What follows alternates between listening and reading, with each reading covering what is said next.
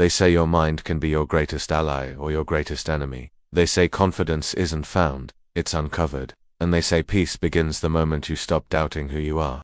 Long ago, in a quiet mountain village, there lived a wise Zen master named Koji, and his student, Mira, young man bright in mind but heavy in heart. Mira was gifted, kind, and thoughtful, yet deep inside, he carried a quiet war battle with self. Every day, he questioned himself. Every step he took, he feared it was wrong.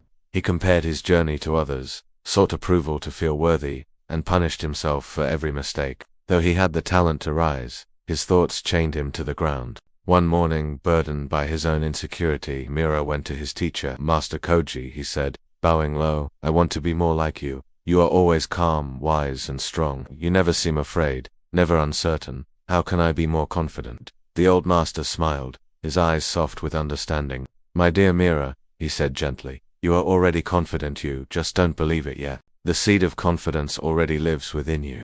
But like a garden, it cannot grow if it is covered by weeds. You must first remove what is holding it back. Mira leaned forward. And what are these weeds, Master? Koji closed his eyes and said, there are 6 habits that destroy confidence and 6 that restore it. You must learn to see the difference. The first habit, said Koji, is comparison. You look at others and see what you lack, instead of seeing what makes you unique.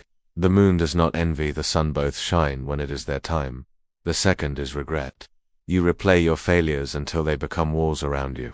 But mistakes are not prisons, they are teachers. Learn from them, and move forward. The third is surrendering before the lesson is learned. The bamboo bends in storms, but never breaks. Every challenge you endure makes your roots stronger. The fourth is the craving for validation. The moment you let others define you, you lose yourself.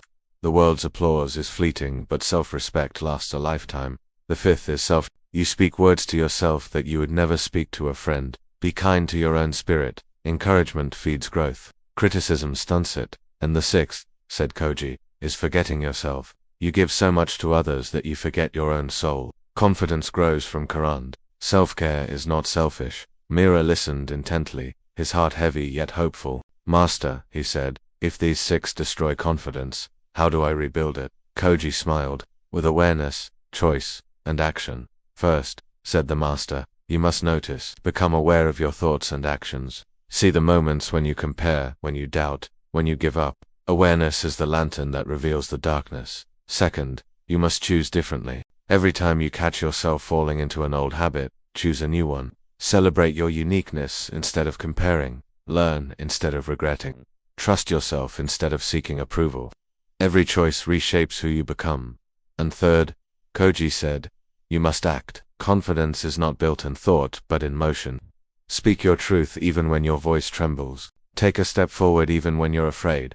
Live your life, don't just plan it. Mira's eyes glistened. Thank you, Master. I will practice your teachings. I will change my habits. I will change my life. I will discover my confidence. Koji placed a hand on his shoulder and said, my dear Mira, do not try to be more like me. Be more like you. The world doesn't need another MIT, needs the best version of you. You are already brave, creative, and wise. You just need to see it. As Mira left the temple that day, something inside him shifted. His steps felt lighter. The mountain air seemed clearer. For the first time, he wasn't chasing perfection, he was learning to accept himself. He stopped comparing. He stopped apologizing for existing. He began to trust the quiet voice within.